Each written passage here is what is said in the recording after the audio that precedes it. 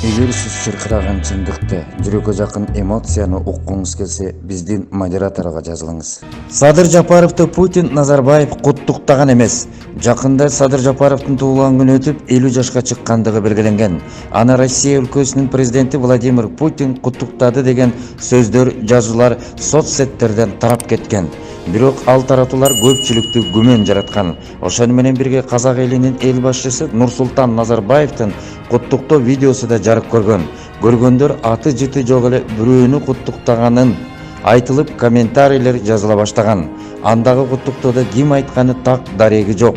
Жаздан жазга жет деген гана Назарбаевдин сөзү. Айтор Жапаровчулар артык кылабыз деп тыртык кылышты. Куттуктоолордун көбүнчөсү фейктер болгон. Куттуктоолордун арасынан топтошуп чыккандар көлдүктөр, анан мигранттар. Ашыра мактайбыз деп аша чапкандары жаман. Жакында Өмүрбек Текебаевга кол салуу болот. Акыркы күндөрү мындай коркунуч бар экенин көпчүлүктө күбүр-шүбүр кептер айтыла баштады. Өзгөчө ушундай кептин күч алышы Атамекен партиясынын штабына бир топ балдардын чогулуп барганы себеп болгон. Ошондой эле Өмүрбек Текебаевдин бүгүнкү бийлик менен кармашуусу да кооптуу боло баштаган. Садыр Жапаров атаандаштарын унутпа калтырып, Улам Текебаевга атырылып чыгышы тарапташтарынын, аны колдогон колдоочуларынан да чоң суроо жаралган. Эмнеге бийликке бара жаткан талапкер Атамекен партиясынын лидери Өмүрбек Текебаев менен калчылдашып калды. Ал эми жогоруда айтылган кол салуу божомолу кандай тарихте болот, аны убакыт көрсөтөт. Тарыхта эрге отурган бийлик атаандашы менен эмес, эр жүрөктөрөр менен эрөөлгө чыгып келгени анык. Нан дагы кымбаттады. Күндөн күнгө азыкы болгон баа арзандабай, баасы асман чапчып баратат. Аны ойлогон бир да кыймылдаган жан жоктой. Бийлик саясаты менен алпурушуп, өзү менен өзү. Антимонополия көз салмак турсун, көзгө да көрүнбөгөн, көлөкө монополия болуп калгандай. Эл кымбатчылыктан кыйналып, ченеп-бычып, курсагы тойгонго эмес, курсагы курулдаганын гана басып калды.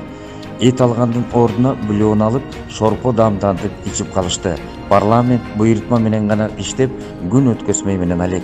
100 миңге жакын айлыктарын алып кампайып калышкан. Мында эл кыйналып, кайгы басып калды. Качан бийликтегилер калк камын ойлойт. Эттин баасы көтөрүлгөн боюнча түшкөн жок. Эми дагы бир көйгөй, мал дагы базардан өтпөй калган имиш. В Среднюю Азию. Может быть, первый удар будет нанесен уже по Киргизии, а это граница с Казахстаном. Поэтому я даю добрый совет, вовремя одумайтесь. И вот уже Лукашенко понял, что надо делать. В Киргизии Акаева будут искать скоро, и Бакиева будут искать, Атанбаев уже в тюрьме, этот Жинбеков посадит его, этот нынешний исполняющий обязанности. Криминал, был в тюрьме, вдруг президент. Вы понимаете, что происходит? Рядом с вами.